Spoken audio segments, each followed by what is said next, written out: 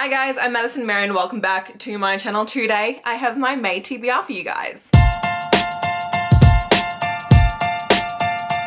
So the month of May is Asian Heritage Month and Cindy from ɪɪ is hosting a month-long readathon. So here are my books that I'm reading. There are 4 prompts plus an optional prompt, which is to read Little Fires Everywhere, which I don't own and so I don't think I will be reading. So the first prompt is to read a book by an Asian author, and for that book I am reading ɪ밀sᴛᴜ's Blood Heir. ɪ밀sᴛᴜ was born in Paris but was raised in a multicultural community in Beijing, and this book is about a young crown princess whose father is murdered, and then she ends up having to team up with this roguish outlaw and that she can then take over the kingdom from her. I think her brother ended up taking over the throne, and so she's now like, she wants to come up with a plan to come back and assert herself. And the main character also has blood magic, which no one else has in this land. So I'm really excited about it. It's supposed to be like a wintry set book, which I think is perfect for this month because it's still really crappy weather here where I live. Then you have to read a book with an Asian MC that you relate to, and for that I'm reading I Believe in a Thing Called Love by Maureen Gu.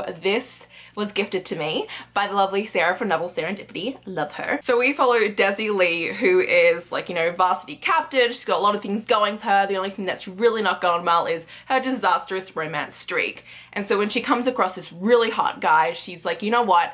I'm going to instill all the things I have learned from K-dramas into capturing this guy's attention and making him my boyfriend. And as someone who is currently, like, I started it last night. I watched the first 5 episodes of Put Your Head on My Shoulder, which is on Netflix. It's really cute. I love K-dramas, and it's definitely something that like I feel like I would relate to in the fact of being like, using these things. I mean, come on, you watch a K-drama and do you not want to be that girl in the K-drama and like having all those, it's just, I wish guys, there's so many things that you can wish in the world, but K-dramas, using that as advice. I'm so excited to read this. It's gonna be really cute. Then read a book with an Asian MC that you are different from, and that is gonna be a manga, and that is Wild Ones by Kyo Fujiwara, and I'm really excited. So it's about a girl whose parents have passed away, so she ends up having to live with her grandfather, and then finds out that her grandfather is actually the head of a Yakuza gang, and she's like, oh, great. So now she's technically in danger, so she ends up getting assigned this bodyguard who is actually a guy who goes to her school, and I'm so excited for this. It is different from me because my grandfather, as far as I am concerned, is not the head of a Yakuza gang, so I don't know, I'm really excited. I'm like, I think I'm gonna love this. And then the last prompt is to read a book that is recommended by an Asian booktuber, and for that I'm actually gonna be reading Wicked Fox by Kat Cho. This is being recommended to me by Amy from A Court of Crowning Quills, who I absolutely adore.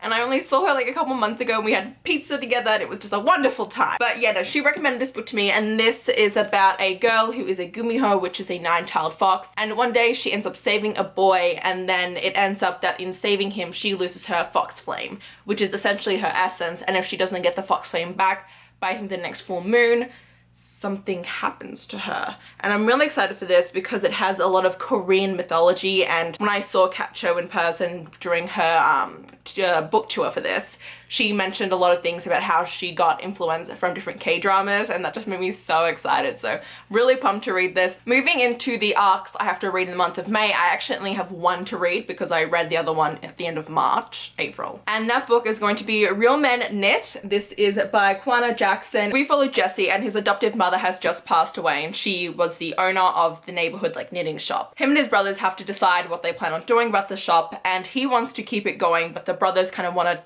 you know, cut off their loose ends. And then we have one of the employees at the knitting shop, and she is Carrie Fuller, and she's had a bit of a crush on Jesse for a while, and the two of them end up working together to kind of keep the knitting shop afloat. I'm really excited. It's supposed to be really cute. It comes out on the 19th of May, and it is by Berkeley. Another arc I had that I received at ALA, so it wasn't sent to me, so I don't have to don't have to read it if I don't get around to it, but that is The Fascinators by Andrew Eliopoulos. This is about 3 teens who live in a world pretty much where magic exists, but kind of more like magician-y real magic, if that makes sense. And they're going into their senior year, and they didn't really talk during the summer. So we follow Sam, who is in love with his best friend James, who got into a lot of trouble with rogue magicians over the summer, and Delia, who is kind of upset that they are such amateurs at their magic and really wants to get better at it. And it's about the 3 of them kind of coming back together because magic is starting to rip them apart. It's one of my most anticipated books in the beginning half of 2020, so I really hope I can get around to it. It's not a very long book, just over 300 pages, 310 pages, so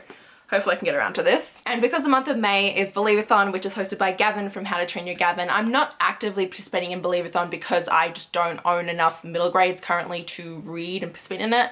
But I do want to still read a middle grade during this month, and that book is going to be The Dark Lord Clementine by Sarah Jean Horwitz. And this is about Clementine, whose father was the Dark Lord, and then he goes missing. And so Clementine now has to step up and be the Dark Lord, but she doesn't really want to. And I don't know, I think it's gonna be really cute, and I'm excited to read another middle grade finally. Then I also have 3 books that I'm reading for a secret TBR that I'm excited for, so do keep an eye out for that during the month of May. It should be a video that comes out. It'll be like a vlog, so it's gonna be very fun. I've been planning this one for quite a while and I think it's gonna be very cool. And yeah, that's pretty much it for the TBR that I know I'm going to read during the month of May. There are definitely a couple of Kindle romances that I have had my eye on, but you know, I kind of tend to mood read my romances more so than anything else. So yes, that's it for this video. Let me know if you guys have read any of these books and if you're participating in the Asian readathon like I am. And if you guys did enjoy the video, please hit the like button down below. If you want to see more of me, please go to my channel. And until next time, thanks a bunch guys. Bye!